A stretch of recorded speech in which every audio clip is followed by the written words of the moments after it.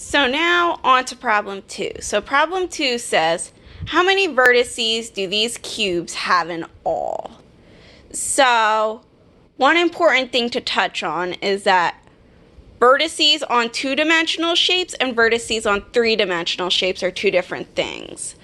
Vertices on two-dimensional shapes are the corners where the line meets.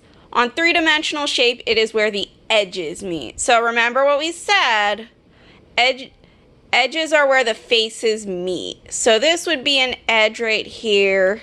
This is an edge.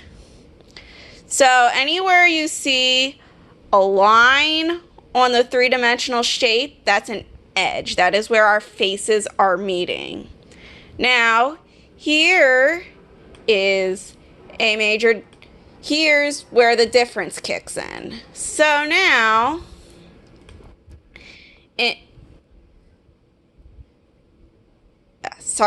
so now, instead of saying, okay, so this is a vertex, this is a vertex, this is a vertex, that's not what we're doing. So it's not, as I said, it's not like two-dimensional shapes. It's not like two-dimensional shapes where the lines meet, it's where the edges meet. So I'm going to erase this.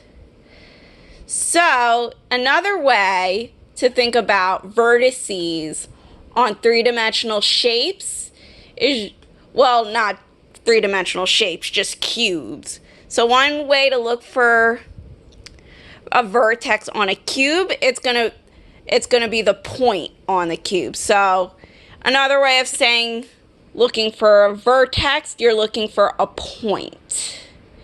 So this is a vertex right here. That's a point where our edges are meeting. Here's a point right here. This is a point. This is a point. This is a point. This is a point. This is a point. And then back here, you can't really see it, but this would also be a point because you got our two edges meeting. So on the PowerPoint, it did say that cubes have 8 edges. So let me get the eraser. So each cube has 8 edges. So this cube has 8 edges. This cube has 8 edges.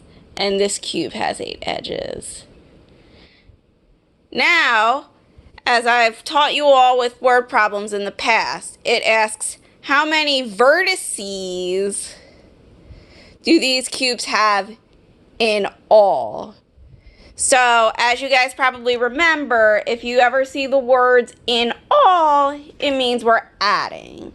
So we have to add 8 plus 8 plus 8. Now you could add, so you could do it like this. So you could do 8 plus 8 plus 8 by itself. But I think it might be much easier if we started adding 2 of the 8s. Or making 2 8s our add-ins to start. So we have 8 plus 8. So 8 plus 8 is going to give us 16. So we'll put our 16 right here. Now we have to add one more 8. So we're going to do 16 plus 8.